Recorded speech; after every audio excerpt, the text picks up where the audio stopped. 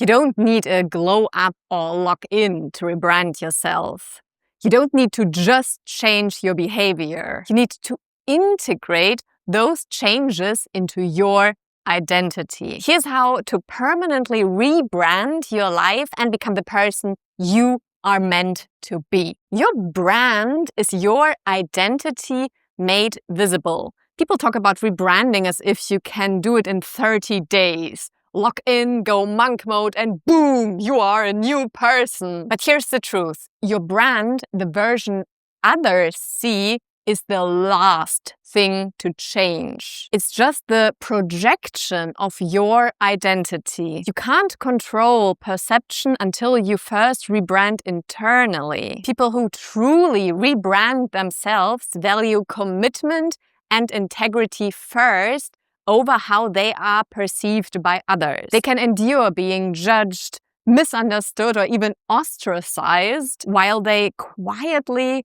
build this new version of themselves. For me, this hit hard when I realized I wasn't actually living the version I thought I had evolved into, doing therapy, shadow work, courses, meditations, and so on. Yet, old patterns, my old identity was leaking through. I had changed, but I hadn't fully integrated the change into my behavior, especially around others. Let me give you an example. I don't need motivation to work out daily. If I'm not sick or totally exhausted, I move my body every morning, be it 15 minutes of Pilates or 90 minutes of heavy lifting. It's not if I work out, but what does my body need today? In the past, often people told me how hard it is to stay consistent in their workouts. And I was always, yes,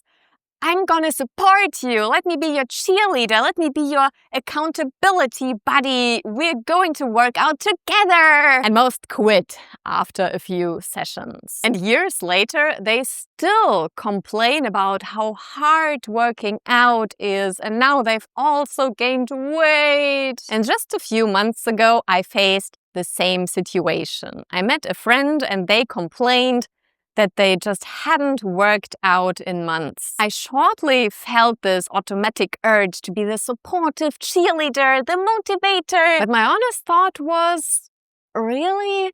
Do you actually want to do this, or do you just want to complain? So I chose to stay silent. I wasn't asked for help, so I didn't offer it. And if they had asked, I had redirected them to a YouTube channel that is my accountability buddy. I am not the cheerleader, the bootcamp trainer, the motivator, and the supporter anymore. I updated my behavior to match my internal change. Think of it like this. Your identity is a browser you are customizing.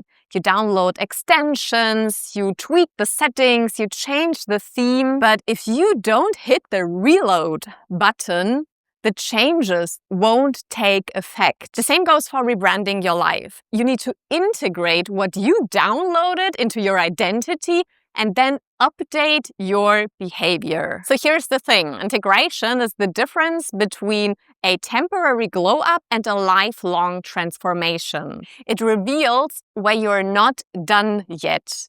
It's not that you don't know how to change, because you obviously do. It's more that in our daily lives and interactions, we default to autopilot and behaviors that feel familiar to us. And sometimes you don't even realize that you're still operating from the old you. So I know what you're thinking. That sounds somehow overwhelming. How do I actually figure out what behavior to look at right now? First, let's look for indicators, those subtle ways your old self leaks through. How you talk to yourself and others is this huge indicator whether you have rebranded permanently. I already talked about language that lowers self-respect, so let's look at another topic right now. Money talk. When a friend from Germany visited me in Bangkok, he wanted to go to Gordon Ramsay's restaurant. He's some kind of celebrity cook. And I looked at the menu beforehand, and the dishes were way pricier than what I usually spend. And my old self would have said, "Oh, I'm so sorry. That's too expensive. I can't afford to pay 200 euro for dinner right now." And then I'd beat up myself for being so poor and pathetic. But after years of working on my money mindset and integrating it into my language, my response was updated. I generally stopped calling things expensive. Instead, I say they're valuable. They have a certain worth. And I don't see myself as the victim of my financial circumstances anymore. Instead, I say I could afford it if I wanted to, which is the truth. But it does not align with my priorities right now, so I choose not to. Choose. Money talk is tough because it triggers people, but that's the test. If you can discuss it and still stay grounded, that is real, integrated rebranding. This principle isn't just about money. It applies everywhere where opinions differ. Whether you choose to be child-free or sterilized, in an open relationship or none at all, your language reveals whether this transformation is truly integrated, whether it's really yours. And then life also throws things at us that we can't control. Accidents, health issues, relationships, parenthood, death. You can only control your behavior, but how you integrate these dramatic changes also matters. Think of the quiet moments alone, under the shower, lying in bed. Do thoughts creep in like, "Oh, life was so much easier back then. I wish I could turn back time." That is totally normal. Life-altering experiences take time to grieve and to accept. But after months or years, how do you act and feel? Some years ago at my gym, there was a man in his 70s. He came at the same frequency and time as me. He was in a wheelchair and only had one leg. His other leg was missing from the thigh down. And guess what he did? Every time he used the leg extension machine to train his other remaining leg so that the one leg that he has is healthy and strong. Isn't that amazing? He couldn't walk anymore. He was in a wheelchair. But this one leg was worth the commitment to train every day. That is how he integrated his dramatic injury into his life. So are you still living in the past and thinking everything was better back then? Or have you integrated this dramatic experience with every help and support that you need so that your brand is one of resilience, of growth, a living proof that you can overcome anything?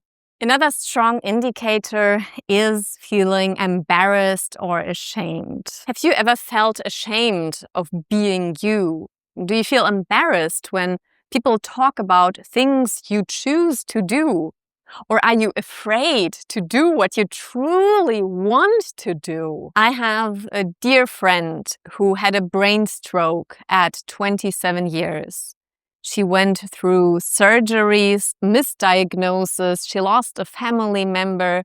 She was on the verge of dying. But years later, she finished her master's, she earned scholarships, and she started sharing her journey with her invisible disability very cautiously and reluctantly. And once in Osaka, we were walking around shopping nerd stuff, and she told me, "Marty, a woman reached out to me after reading my LinkedIn post. She invited me to speak as the main guest at a huge event for the Vietnamese community in Berlin, but in English." And I turned around and said, "Whoa, congratulations." Looking at her, I saw only fear and embarrassment. She wasn't confident in her English. The crowd terrified her. I asked how she would have felt back then to see a young woman who went through all the things she went through and still had the courage to go on stage. I would have been so grateful. I was all alone back then. Nobody could give me hope. Okay, I'll do it. Often the thing we fear the most is exactly what moves us forward. So ask yourself, what are you most afraid of doing right now? Or what do you hate doing the most? That is your direction. Fear, anger, embarrassment, shame, those are signals pointing to where you need to evolve. Admit the shit to yourself.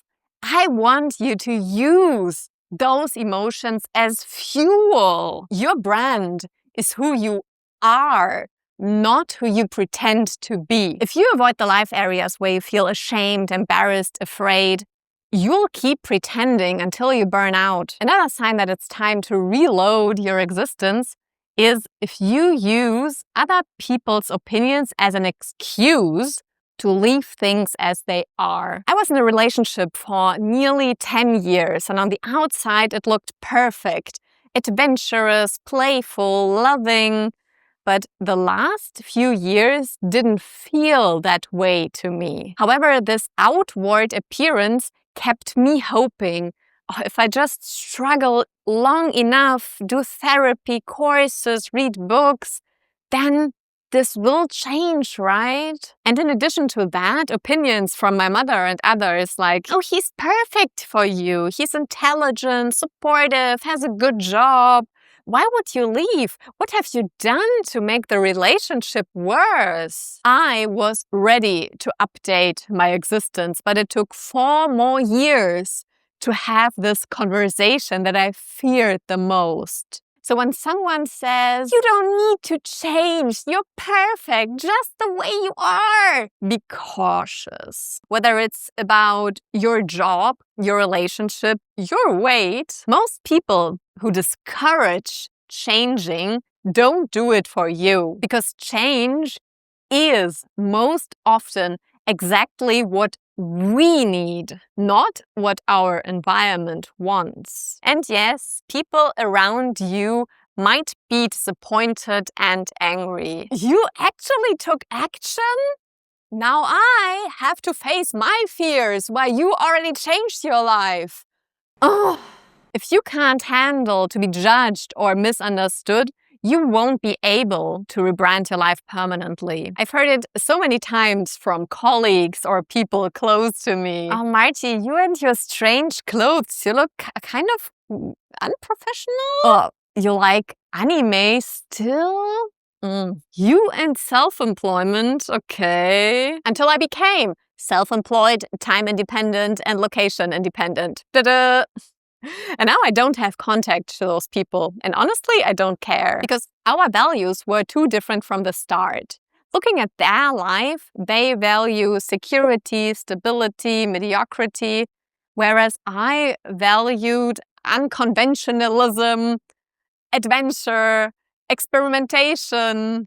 And now we both live the consequences of our values. Back then, I was judged, misunderstood, and ostracized, and they were in the inner circle. They received the promotion, the big clients. After all, it would be unprofessional to send the consultant with the unpredictable clothing choices to the client lunch. Let's take the one in the gray suit. At that time, I felt treated unfairly. But could I have changed myself enough to fit into their box? The reward would have been a senior title, a promotion, bigger clients. But the risk was waking up in 10, 20, 30 years and thinking, what the fuck am I doing every day? Who is this person in the mirror? An existential crisis and depression for a little bit more money at the end of the month? No, thank you. Being misunderstood is not unfair. Just look at them. How could they understand you? And the best thing you can do for yourself is don't focus on the outcome.